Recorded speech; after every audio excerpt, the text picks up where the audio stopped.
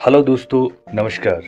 शास्त्र कहते हैं कि कलयुग में कालियों का राज होगा। इस युग में माता काली ही एक ऐसी शक्ति होगी जो प्रत्यक्ष होगी। आज मैं आपको ऐसी ही एक शक्ति के दर्शन करवाऊंगा जो माता काली का रूप मानी जाती है, जिसका वास एक ऊंचे टिब्बे पर है, एक एकांत जंगल में खुले आसमान के नीचे। दोस्तों, मैं बात कर रहा हूँ माता चामुंडेश्वरी की। माँ चामुंडेश्वरी का यह स्थान शिमला से लगभग 100 किलोमीटर दूर उमलाड्वार नामक एक स्थान के सामने एक ऊंचे टिब्बे पर स्थित है। इसे चांबी का टिब्बा कहा जाता है, इसलिए इस देवी को माता चामुंडेश्वरी के नाम से भी जाना जाता है। दोस्तों, इस जगह से जुड़ी कुछ खास बातें और मान्यताएं हैं। पहली बात, इस जगह पर अजनबियों का प्रवेश बिल्कुल वर्जित है। यहाँ पास में स्थित 5 गांव के लोग ही यहाँ आकर पूजा अर्चना करते हैं। दूसरी बात, यहाँ कोई मंदिर नहीं है। एक ऊंचे टिब्बे पर घने जंगल के बीच चारों तरफ से बस पत्थरों की दीवार बुनी गई है, उस पर कोई छत नहीं है।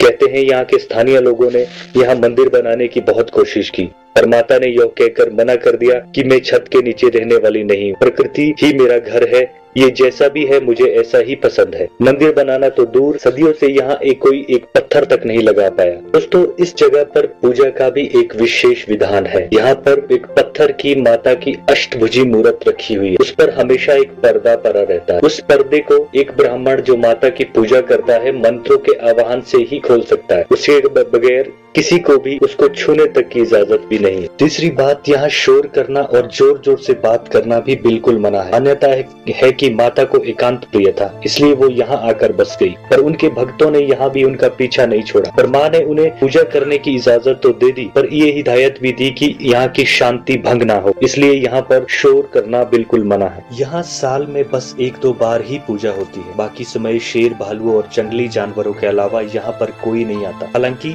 इसके अलावा पास के गांव में भी माता चामुंडेश्वरी के मंदिर बने हैं, बाकी समय लोग वहीं से ही माता की पूजा कर लेते हैं। दोस्तों, इस मंदिर की महत्ता इतनी है कि इस क्षेत्र के लोकप्रिय देवता गोलीनाग जी, जिन्हें गॉड ऑफ ट्रेन के नाम से भी जाना जाता है, वो स्वयं साल में एक बार अपनी पालकी में बैठकर माता के दर्शनों के लिए आते हैं और रात भर यहीं पर रुकते हैं, खुले आसमान के नीचे। और उनके साथ गांव के सैकड़ों लोग भी आते हैं जो पूरी रात माता के दर पर रुकते हैं। सुबह सूरज निकलने से पहले ही माता का पूजन होता है। दोस्तों, इस स्थान के इतिहास के बारे में कुछ साफ तौर पर कह पाना मुश्किल है। स्थानीय लोगों का कहना है कि यहाँ माता सदियों से विराजमान है और यहाँ पर जो अष्टभुजी पत्थर की मूर्त है वह भी स्वयंभू है। दोस्तों, माता का यह स्थान लगभग 10,000 फीट की ऊंचाई पर स्थित है। इस पहाड़ी पर माता के स्थान तक पहुंचने के लिए लगभग 1.5 से 2 घंटा पैदल चढ़ाई करनी पड़ती है। यह ढलान इतनी खड़ी है कि ऐसा लगता है जैसे हम किसी दीवार पर चढ़ रहे हैं। रास्ते में बड़ी बड़ी चट्टानें बिखरी पड़ी है। कहा जाता है कभी यहाँ पर एक विशाल पर्वत हुआ करता था जो किसी प्राकृतिक आपदा से टूटकर बिखर गया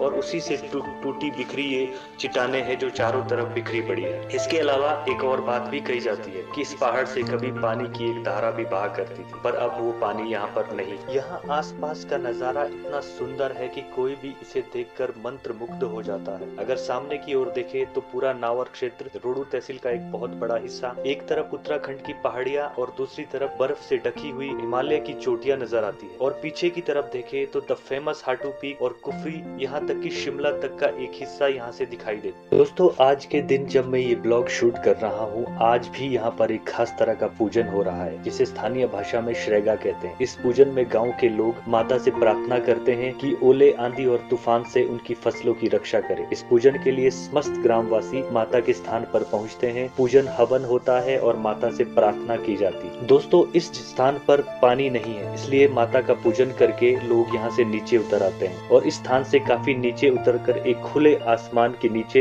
एक मैदान में, जहाँ पर ठंडे पानी का एक नालू भी है, वहाँ भोजन बनाया जाता है। सारे लोग बैठकर भोजन करते हैं और माता का जयकारा लगाकर घर की तरफ लौट जाते हैं। तो दोस्तों, अंत में बस मैं यही प्रार्थना करूंगा कि माता चामुंडेश्वरी की आप सब पर कृपा बनी रहे। मुझसे अगर ये वीडियो बनाते वक्त किसी तरह की कोई गलती हो गई हो तो मुझे क्षमा करें। मेरी वीडियो को लाइक करें, चैनल को सब्सक्राइब करें। धन्यवाद। जय माता दी।